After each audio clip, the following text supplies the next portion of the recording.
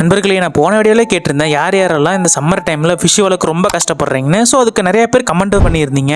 இந்த சம்மர் டைமில் மேஜராக வர ப்ராப்ளம்ஸ் எல்லாம் என்னென்னு பார்த்தீங்கன்னா இந்த 4 தான். இதில் ஃபஸ்ட்டு ஒன்று இந்த வாட்டர் டெம்பரேச்சர் சேஞ்ச் ஆகிறது மட்டும்தான். இந்த சம்மர் டைமில் பயங்கர ஹீட் ஆகும் வாட்டர் ஆட்டோமேட்டிக்காக. அதுவும் நீங்கள் அவுட்டோரில் வளர்த்துருந்தீங்கன்னா வச்சுக்கோங்களேன், சீக்கிரமாக தண்ணி சூடாயிரும். ஸோ இதை ப்ரிவென்ட் பண்ணுறதுக்காக நீங்கள் மேக்ஸிமம் இந்த ஃப்ளோட்டிங் பிளான்ஸ் லைவ் பிளான்ஸ் எல்லாம் யூஸ் பண்ணுங்கள். மேக்ஸிமம் டெம்பரேச்சர் அதுவே ரெடியூஸ் பண்ணிடும். உங்களோட ஃபிஷ் நல்லா ஆக்டிவாகவும் இருக்கும். அண்ட் ரெண்டாவது வந்து பார்த்தீங்கன்னா ஆக்சிஜன் லெவல் லோ ஆகிறது.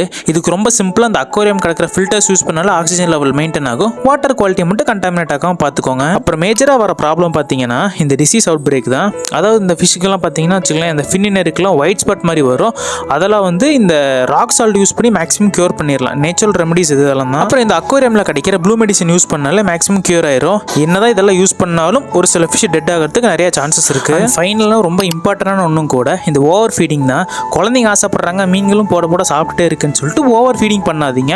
அளவாக கொடுங்க ஃபுட்டு. அப்போ தான் ஃபிஷ் நல்லா ஹெல்த்தியாக மெயின்டைன் ஆகிட்டு இருக்கும். சம்மரில் மட்டும் இல்லை, எந்த ஒரு கிளைமேட்டாக இருந்தாலும் ஃபிஷ்ஷுக்கு ஓவர் ஃபீடிங் மட்டும் பண்ணிங்கன்னா சீக்கிரமாக டெட் ஆயிரும். ஸோ பார்த்து நல்லா கேர்ஃபுல்லாக வளர்த்துங்க. ஸோ இந்த வீடியோ அவ்வளோதான். Bye friends.